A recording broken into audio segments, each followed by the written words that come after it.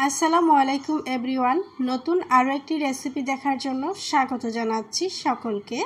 দূরে এবং কাছে যে যেখান থেকে আমার ভিডিও দেখছেন প্রত্যেকের প্রতি রইল অফুরন্ত ভালোবাসা। তো যাই হোক, আমি আজকে রান্না করব মিষ্টি আলু দিয়ে ডাঁটা শাক। ডাঁটা শাক রান্না করব না, মূলত ডাঁটাটাই রান্না করব। খুবই সহজ এবং সিম্পল করে স্বাস্থ্যসম্মত করে রান্নাটা করব। পুরো ভিডিওটা স্কিপ না করে দেখতে থাকুন। তো এইখানে আমি ডাঁটাগুলো কেটে নিয়েছি আর সাথে নিয়েছি কেটে। মিষ্টি আলু দিয়ে ডাঁটা রান্না করলে খেতে ভীষণ মজা লাগে আমার কাছে। আর একটা হচ্ছে কাঁঠালের বিচি দিয়ে।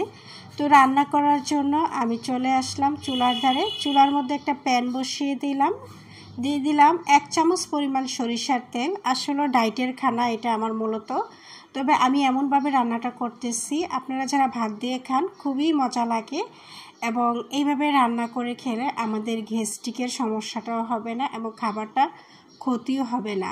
তো এইখানে আমি পেঁয়াজ কুচি আর সামান্য রসুন কুচি আর দিয়ে দিলাম 1 মুষ্টি পরিমাণ চিংড়ি মাছ।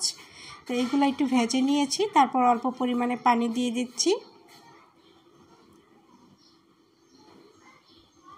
এখন দিয়ে দিলাম 1 চামচ পরিমাণ লবণ, 1 চামচ পরিমাণ হলুদের গুঁড়া, 1 চিমটি পরিমাণ মরিচের গুঁড়া দিয়েছি লাল মরিচ, আর 1 চিমটি পরিমাণ ধনিয়ার গুঁড়া। আমি কাঁচা মরিচ দেবো তাই মরিচটা একটু কম দিয়েছি, লাল মরিচটা না দিলেও চলে, তারপর একটু দিলাম। তারপর মশলাটার মধ্যে আমি ডাঁটা এবং মিষ্টি কুমড়া একসাথে দিয়ে নেড়েচেড়ে কষিয়ে নেব। আপনারা যারা যারা আমার ভিডিওটা ফেসবুক পেজ থেকে দেখছেন অনুরোধ রইল ফলো দিয়ে সাথে থাকার জন্য, আর যারা যারা ইউটিউব থেকে দেখছেন অনুরোধ করছি আমার চ্যানেলটাকে সাবস্ক্রাইব করে দেওয়ার জন্য এবং রান্নার নতুন নতুন রেসিপি পাওয়ার জন্য পাশে থাকা বেল আইকনে টিপ দিয়ে ওকে করে দিবেন। তাহলে যখনই আমি নতুন কোনো রান্নার রেসিপি আপলোড করব আপনার কাছে নোটিফিকেশন চলে যাবে।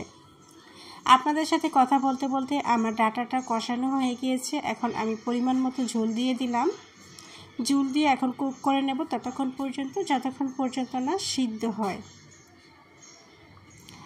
একটু লবণও দিয়ে দিলাম কারণ লবণটা কম হয়েছে, দিয়ে তারপর ঢাকনা দিয়ে ঢেকে দিলাম।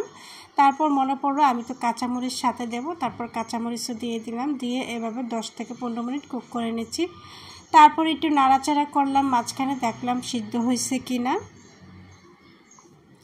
সিদ্ধ হয়ে যাওয়ার পর আমি ধনিয়া পাতা দিয়ে দিলাম। ধনিয়া পাতা দিয়ে আর মিনিট খানেকের মতো জাল করে নেব। তারপর দেখলাম সব কিছু পারফেক্টভাবে সিদ্ধ হয়ে গিয়েছে, রান্নাটা লবণও সব কিছু পারফেক্ট হয়েছে। এতক্ষণ পর্যন্ত ধৈর্য ধরে যারা আমার ভিডিওটা দেখেছেন প্রত্যেককেই একটা অনুরোধ রইল, যেহেতু ভিডিও দেখছেন তাহলে আপনি একটা সুন্দর মন্তব্য করে যান, তাহলে আমি আপনার বাড়ি থেকে ঘুরে আসার সুযোগ পাবো। ভিডিও দেখে যদি আপনারা কমেন্ট না করেন তাহলে তো আমি আপনাদেরকে খুঁজে পাবো না। যাই হোক বন্ধুরা, আমার রান্নাটা কমপ্লিট হয়ে গিয়েছে। এই হইল রান্নার ফাইনাল লুক। আমি খাবারের জন্য পরিবেশন করে নিচ্ছি।